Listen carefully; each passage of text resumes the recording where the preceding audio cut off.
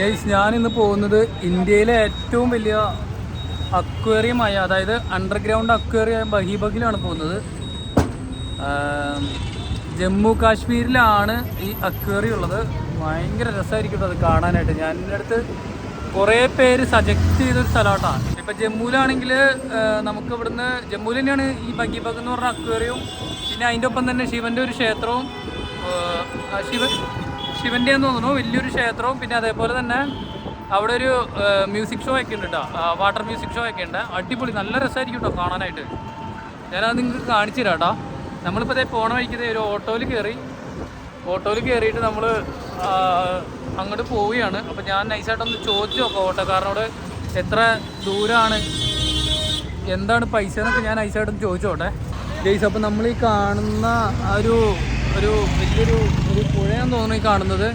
അപ്പോൾ നമ്മളിത് ആ അറ്റത്താണ് ആ ബിൽഡിംഗ് വരുന്നത്. അവിടെ ആ മലയുടെ മേളിൽ കണ്ട ഒരു ബിൽഡിംഗ് കണ്ട, അതാണ് ബഹിബഗ് എന്ന് പറഞ്ഞ ഒരു ബിൽഡിംഗ് വരുന്നത്. അതിൻ്റെ അകത്ത് തന്നെയാണ് ഈ ഇന്ത്യയിലെ ഏറ്റവും വലിയ അണ്ടർഗ്രൗണ്ട് അക്വേറിയം വരുന്നത്. അപ്പോൾ അത് കാണാനാണ് നമ്മൾ പോകുന്നത്. അപ്പോൾ എന്തായാലും ഇത് കാണാൻ നമുക്ക് പോകാം. അപ്പോൾ ഞാനിത് ഇത്രയും നല്ലൊരു വ്യൂ കണ്ടപ്പോൾ ഞാൻ അവിടെ വണ്ടി നിർത്തിയതാണ്. നല്ല രസമുണ്ടായിരുന്നു കാണാനായിട്ട്. പിന്നെ ഇവരുടെ കച്ചവട രീതിയൊക്കെ ഉണ്ടോ, ചെറിയ വണ്ടി, നമ്മുടെ നാട്ടിലെ പോലത്തെ വണ്ടിയല്ല കേട്ടോ ഇവരുടെയൊക്കെ. അതായത് പറഞ്ഞു भैया क्या अभी इधर बैठक है नहीं अच्छा नहीं इधर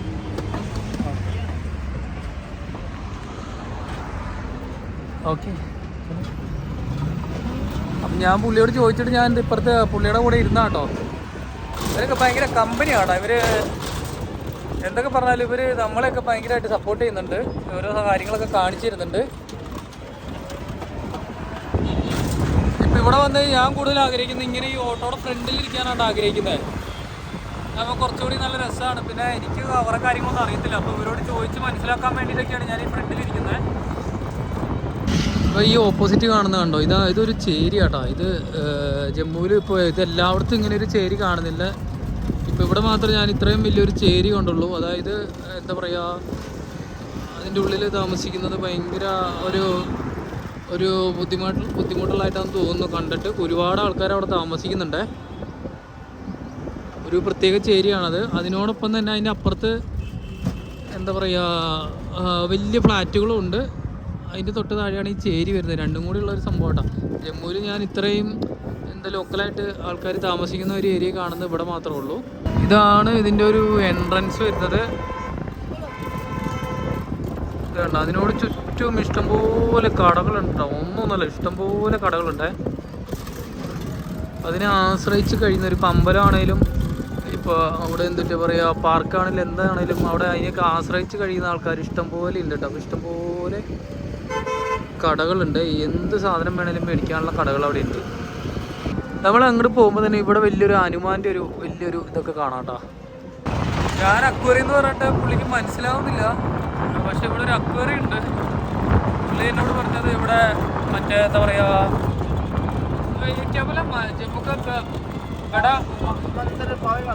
ഭായിവാല മന്ദിർ എന്ന് പറയുന്നത് മാതാക്ക മന്ദിർ, ഏറ്റവും വലിയ മന്ദിറാന്ന് പറഞ്ഞ ജമ്മുവിലെ ബഡാ മന്ദിർ വൈഷ്ണോ ദേവി.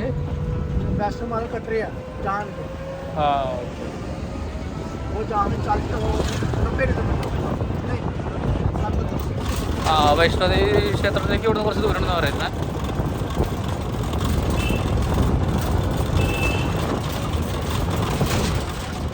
നമ്മൾ ഉദ്ദേശിച്ച സ്ഥലം അങ്ങോട്ട് പൈസ. അപ്പോൾ നമ്മൾ വണ്ടിയിൽ നിന്ന് ഇറങ്ങാം കേട്ടോ. ഞങ്ങൾ ഇറങ്ങിയിട്ട് ഞാൻ നോക്കട്ടെ. ഓ ഗൂഗിൾ പേ ക്യാഷ് ഗൂഗിൾ പേ ഇല്ലാന്നാട്ടോ പറയുന്നത്. ഇവിടെ വരുമ്പോൾ പെട്ടു പോകുന്നൊരു കേസ് അതാണ്.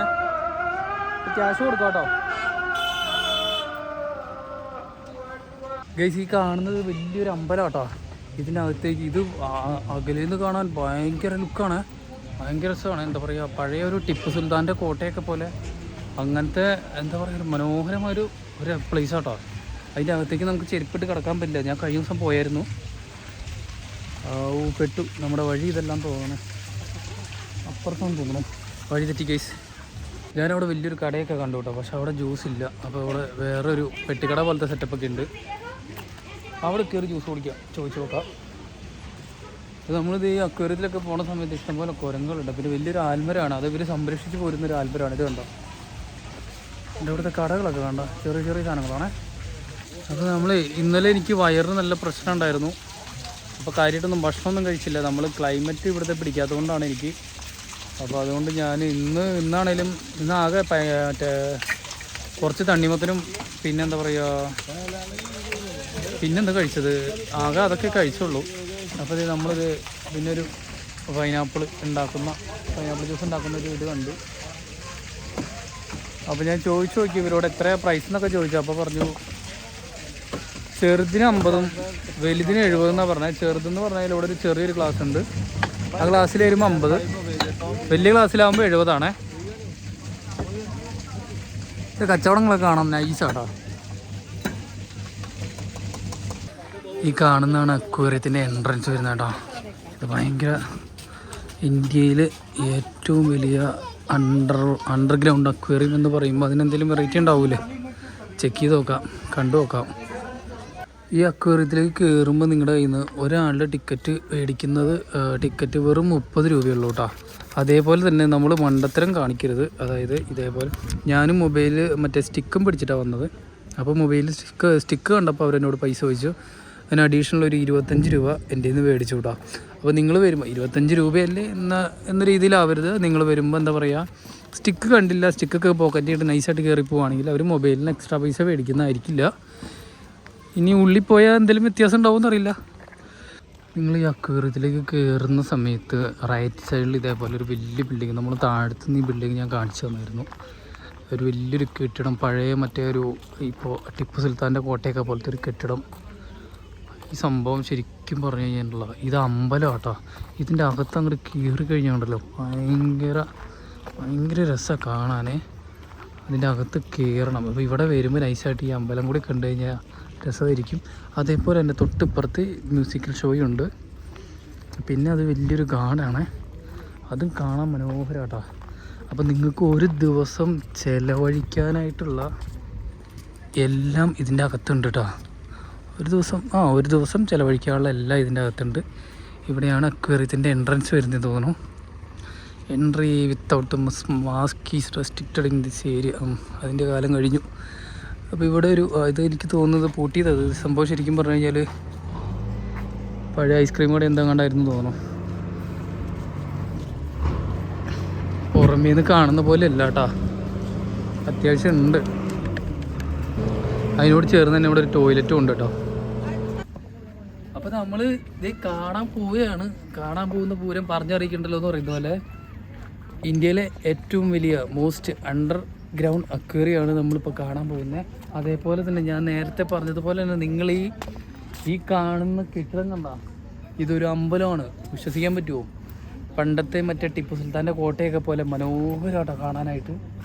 അതിമനോഹരം എന്ന് പറഞ്ഞാൽ അതിമനോഹരമാണ്. ഞാൻ അതിൻ്റെ അകത്ത് കയറിയായിരുന്നു, നല്ല രസമുണ്ട് കാണാനായിട്ട്. ഈ കാണുന്ന ഇതാണ് ഇതിൻ്റെ എൻട്രി വരുന്നത്. നമ്മൾ ഈ ഒരു മീനിൻ്റെ വലിയൊരു വായയുടെ അകത്തേ കൂടെ കയറിപ്പോകുന്നൊരു സിസ്റ്റം വേണ്ട. അപ്പോൾ ഇതിൻ്റെ ഉള്ളിൽ കൂടെ നമുക്ക് ഇറങ്ങി നോക്കാം കേട്ടോ. ബാക്കി നമുക്ക് അകത്ത് കയറി കണ്ടു നോക്കാം. അങ്ങനെ നമ്മൾ ഇതിൻ്റെ ഫ്രണ്ടിൽ കൂടെ നടക്കാൻ പോവാണ്. ഞാൻ നോക്കി ഓട്ടെ കേട്ടോ എങ്ങനെയുണ്ടെന്ന് അകത്തേക്ക് കയറി നോക്കാം. ഇതാണ് ഇതിൻ്റെ അകത്തേക്ക് വരുന്ന സ്ഥലം. ഇതുകൊണ്ട് ചെറിയ രീതിയിൽ അവരൊരു എന്താ പറയുക ചെടിച്ചട്ടിയൊക്കെ വെച്ച്, പക്ഷേ ഇത് ഒറിജിനലൊന്നുമില്ല കേട്ടോ, പ്ലാസ്റ്റിക്കാണ് പറ്റിച്ചുകൂടെ അവർ. ഇത് കണ്ടിട്ട് റോസാ ചെടി പോലെയുണ്ട്. ഇനി ഒറിജിനലാണ് ഇവിടുത്തെ കാലാവസ്ഥയുടെ അടിയിൽ മണ്ണ കാണുന്നത്. അപ്പോൾ ഒറിജിനലായിരിക്കും. ഇനി ഇവിടുത്തെ കാലാവസ്ഥയുടെ ആയിരിക്കാം മേ ബി, അറിയത്തില്ല. പക്ഷേ കുറേ കണ്ടിട്ട് പ്ലാസ്റ്റിക്കാണെന്നാണ് എനിക്ക് തോന്നുന്നത്. അപ്പോൾ ഇതാണ് ഇതിൻ്റെ വഴി വരുന്നത്. വിശാലമായ ഒരു സ്ഥലം കേട്ടോ അത്. ഇപ്പം ഇന്ന് എനിക്ക് തോന്നുന്നത് ഇന്ന് ബുധനാഴ്ച ആയതുകൊണ്ടാണെന്ന് തോന്നുന്നു. ഇന്ന് വലിയ തിരക്കൊന്നുമില്ല. അപ്പോൾ അതേ അക്വേറിയം അവയർനെസ് സെൻറ്റർ ജമ്മു. പിന്നെ ഇവിടെ കുറേ പടങ്ങൾ കൊടുത്തിട്ടുണ്ട് കേട്ടോ. ഇതൊക്കെ എന്താ സംഭവം? ഡോക്ടർ ബിർബാൽ ഷാഹിരി ആരണവോ, പഞ്ചാബിൽ ജനിച്ചൊരാളാണ്. പിന്നെ അങ്ങനെ കുറേ ആൾക്കാരുടെ പടങ്ങളൊക്കെ കൊടുത്തിട്ടുണ്ട്. ഇവർ കറക്റ്റ് ആരാന്നൊന്നും വലിയ പിടുത്തമില്ല. പിന്നെ ഇവിടെ ഒരു ലബോറട്ടറി ഉണ്ട്. എനിക്ക് തോന്നുന്നു അത് മീനിൻ്റെ എന്തെങ്കിലും അസുഖങ്ങളൊക്കെ വന്നു കഴിഞ്ഞാൽ അതിന് ക്ലീൻ ചെയ്യാൻ വേണ്ടിയിട്ടാണെന്ന് തോന്നുന്നു. വേണ്ട, ഇവിടെ വലിയൊരു TV ഒക്കെ ഉണ്ടേ. എനിക്ക് അപ്പോൾ ഇവിടെയാണോ അതിൻ്റെ സ്റ്റാർട്ടിങ് വരുന്നതെന്ന് തോന്നണു. ഉള്ളിലേക്ക് കയറിയിരിക്കുന്നത് അവർ നമ്മുടെ ഇവിടെ ഇരുന്ന ആൾക്കാർ നമ്മുടെ ടിക്കറ്റൊക്കെ മേടിച്ച് നോക്കിയിട്ടോ. ഇനി നമുക്ക് പയ്യെ ഓരോന്ന് കണ്ടു തുടങ്ങാം കേട്ടോ.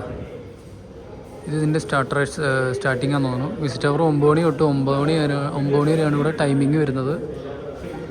ഇതൊക്കെ നമ്മൾ മറ്റേ ആ വീട്ടിൽ വളർത്തുന്ന ചെറിയ ചെറിയ മീനുകളാട്ടോ. ഇത് കണ്ടോ, അതൊക്കെ ഇങ്ങനത്തെ ചെറിയ ചെറിയ മീനുകളാണ് നമ്മൾ ഈ വീട്ടിൽ വളർത്തുന്ന പോലത്തെ. ഇത് ഒരേ സമയം തന്നെ നമുക്കൊരു അവയർനെസ്സും തരുന്നുണ്ട്. അതായത് മീനിനെക്കുറിച്ചുള്ള കുറേ കാര്യങ്ങൾ, അത് വളരുന്നത്, അതിൻ്റെ ജീവിത രീതികൾ, മറ്റു കാര്യങ്ങളൊക്കെ അത് ഓപ്പോസിറ്റ് ഇപ്പുറ സൈഡിൽ അവർ കാണിച്ചു തരുന്നുണ്ട് കേട്ടോ വ്യക്തമായിട്ട്. ഇവർ ഈ ബിൽഡിങ്ങൊക്കെ പണിത് വെച്ചിരിക്കുന്നതൊക്കെ നല്ല രസമുണ്ട് കേട്ടോ. ഇത് കണ്ട, ഞാൻ പറഞ്ഞ പോലെ തന്നെ ഒരേ സമയം രണ്ടും ഉണ്ട് ഇവിടെ. കൂടുതൽ അവർ ഡീറ്റെയിൽ ആയിട്ട് കാണിച്ചിട്ടുണ്ട്. ഇത് കണ്ട, ഒരു ഫിഷിനെ കുറിച്ചുള്ള എന്താണ് ഫിഷ് എന്നാണ് അവിടെ പറഞ്ഞിരിക്കുന്നത്, വാട്ട് ഈസ് ഫിഷ്. അതേപോലെ തന്നെ packing transportation of ornamental fish. ഇത് കണ്ടോ, പെട്ട സാധനം നോക്കി, അതിൻ്റെ വായൊക്കെ നോക്കി. ഇത് കണ്ടോ, നമുക്ക് ഇവിടെ ഒരു കമ്പി ഉണ്ട്, അതുകൊണ്ട് തൊട്ടടുത്തുനിന്ന് ഫോട്ടോ എടുക്കാൻ പറ്റില്ല, അല്ലെങ്കിൽ തൊട്ടടുത്തുനിന്ന് എടുക്കായിരുന്നു കേട്ടോ.